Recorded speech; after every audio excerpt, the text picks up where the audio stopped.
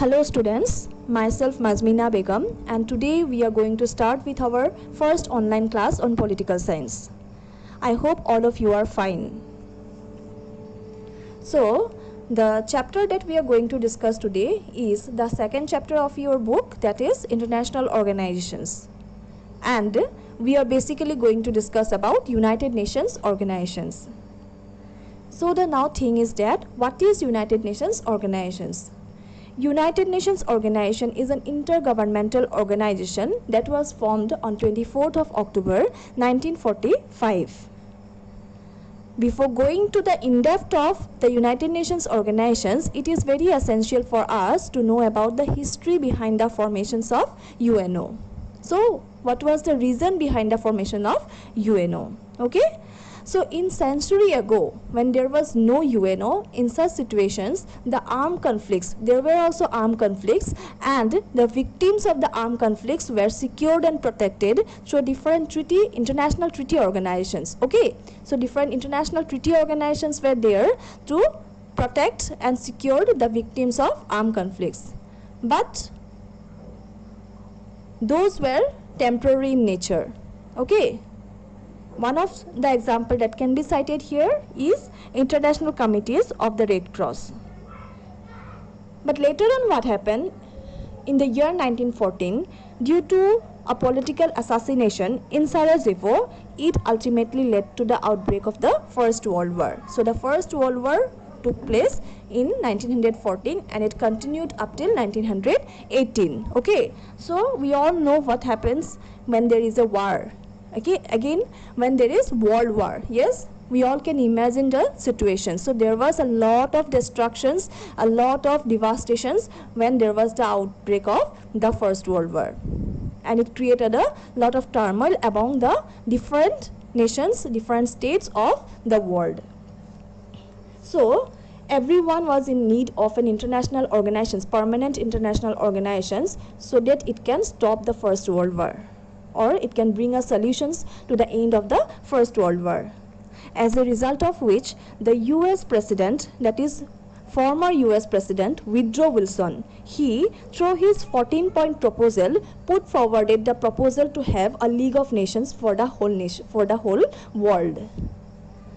So his proposal was taken for granted. His proposal came into effect when 42 nation states, they ratified the League of Nations in the year 1919, and finally the League of Nations came into effect on 10th of January 1920.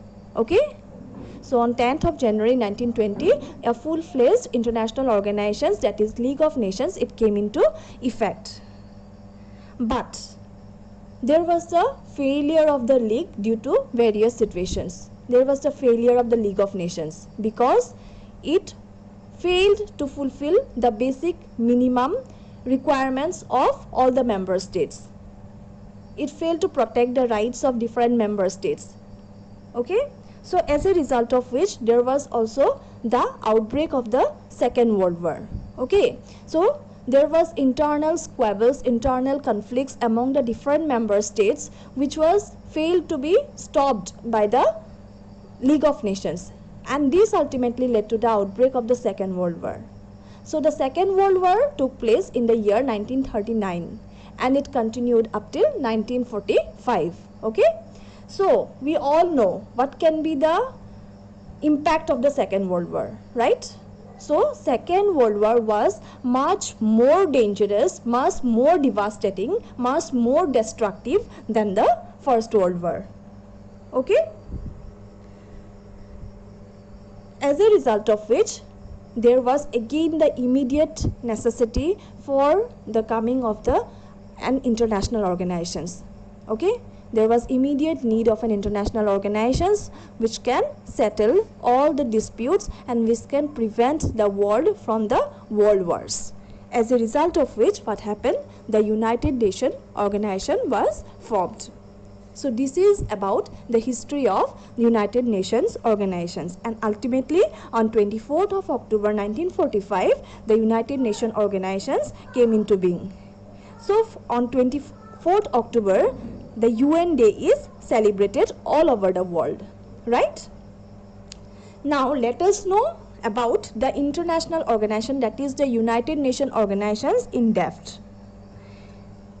Okay, so the UNO is the most largest, most prestigious and most popular international organizations. Okay, and its headquarters is located in New York. The main offices of UNO are in Geneva, Nairobi, Vienna and The Hague. And its official languages are Arabic, Chinese, French, Russia and Spanish. So, at the time of its founding, there were 51 member states. But by 2011, its member state increases to 193. So, at present, there are 193 member states and 2 observer states of United Nations organizations. And the present Secretary General of United Nations organizations is Antonio Guterres, right? So this is all about the basic informations of United Nations organizations. After that, another important topic that is necessity for discussion is the objectives of, or the basic objectives of, United Nations organizations. So why this United Nations organization is formed? The first basic objective we have already discussed, that is to prevent the world from the future wars. Yes, future world wars. So at that time, in order to stop wars, stop the Second World War, the United Nations, that means after the completions of the Second World War, that is in the year 1945, UNO was formed, and its further motive was to prevent the world from the future world wars. Okay. The next basic objectives of United Nations organization is to maintain international peace and security. Yes, so maintenance of international peace and security is a very essential factor, which is the basic objectives of UNO. The next basic objective of UNO is to maintain just and honorable relations among nations, among the nation states. Okay, so how just and honorable relations can be maintained by UNO among its member states? This is possible only when there will be equal rights of the different member states. Yes, when equal rights will be given to all its member states, when the rights of all the member states will be protected in an equal way by the United Nations, only then what will happen? There will be the maintenance of just and honorable relations among the nations, right? Okay. So, the next basic objective of UNO is to settle all the international disputes that may arise in the socio-economic and cultural sphere in a very cooperative way. Okay? So, there may be social disputes, there may be economic disputes, there may be also political disputes, and there may be cultural disputes that may arise among different nation states, different member states of UNO. So, it is very necessary on the part of UNO to solve all the disputes, to settle all the disputes in a very cooperative way, in a very peaceful way. Only then there will be true success of United Nations organizations. So this is another important and basic objectives of United Nations organizations. Clear?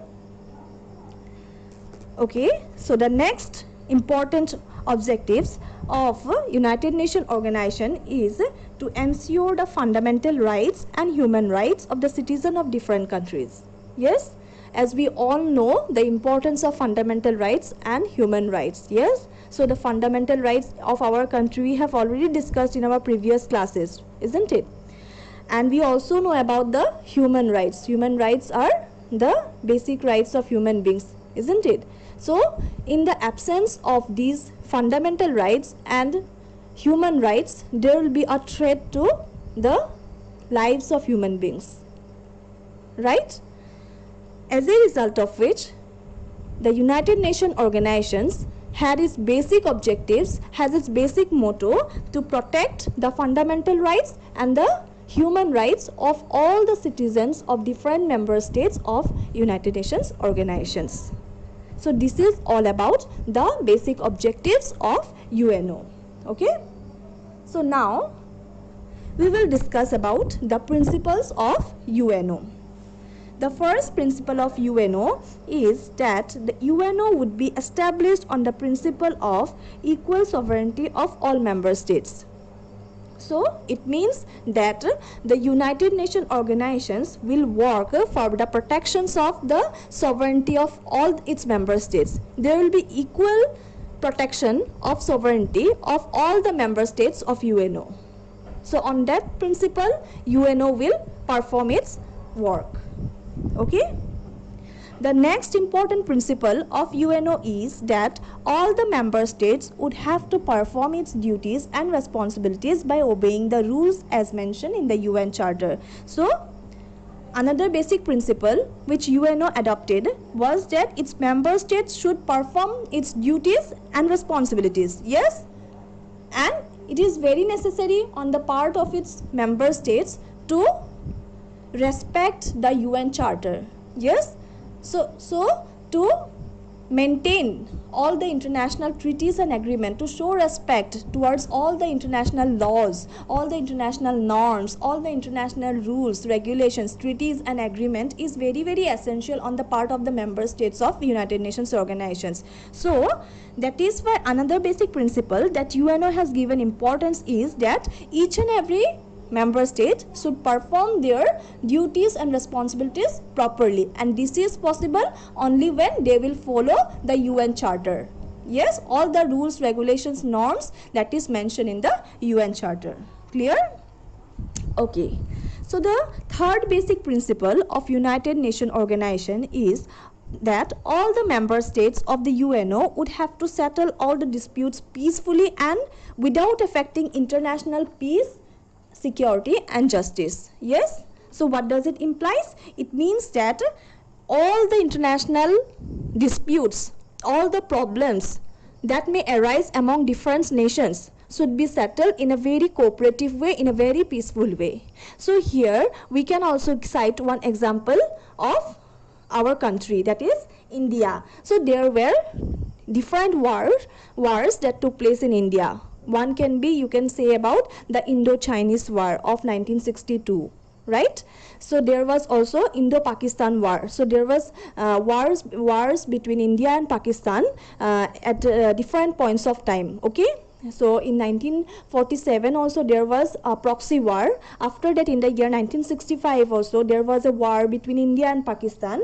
After that in the year 1999 also there was the Kargil war between India and Pakistan, isn't it? So in the year 1971 also there was the war between India and Pakistan relating to Bangladesh issue, isn't it? So now the point is that these are the disputes, these are the conflicts that took place between the two countries, that is India and Pakistan, or it may be between India and China, isn't it? So now also different conflicts, internal conflicts are going on between India and China, isn't it? So all these things are settled by maintaining international laws, international rules and regulations. Yes, so both the countries, both the member states should follow the international norms while settling the disputes. Yes, they cannot cross the border.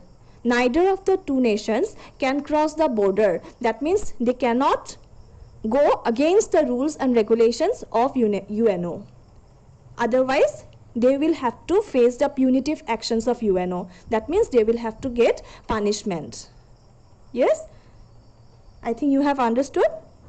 Okay. So it implies that every nation states should settle their disputes in a very peaceful way without hampering others, okay, and without hampering the security and justice of its citizens. So that is why this is another basic principles which UNO is giving importance. Okay.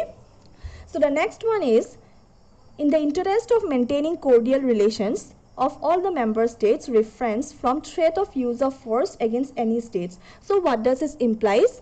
It implies that the United Nations organizations follows the principle that no any member state can use any force or threat of force against the other member states while forming or while maintaining their relations. Yes, that means each and every member states of UNO would have to solve all the disputes in a very peaceful way. They have to maintain a cordial and harmonious relationship among themselves. Moreover, no any member state can use force or threat to use a force against the other member states. Yes, they cannot even give the threat to use the force. So threat or use of force is completely banned those who are the member states of United Nations organizations. Clear? The next principle of the United Nations organization is the member states should have to extend help and support to the UNO if the UN asks for. Okay, so if United Nations organizations asks any of its member states to provide help to the other member states, then that nation state or that member state should be always ready to provide help to the other member states if it is asked by UNO. Moreover, no any member states can provide any kinds of help, any kinds of assistance to the other member state if that member state is under the punitive actions of UNO. So what does the punitive actions of UNO implies? It implies that if a particular member state or if a particular nation is under the punishment of UNO, yes, if they are not abiding the UN rules, regulations, if they are not abiding the UN laws, so in such situations UN can give punishment to that member state. So if a particular nation state is under UN's punishment, then no other member state can provide any kinds of help towards that member state. So this is the strict principle that is followed by United Nations organizations. Right? Okay, so that's all for today. The other topics we will discuss in our next sessions. Thank you.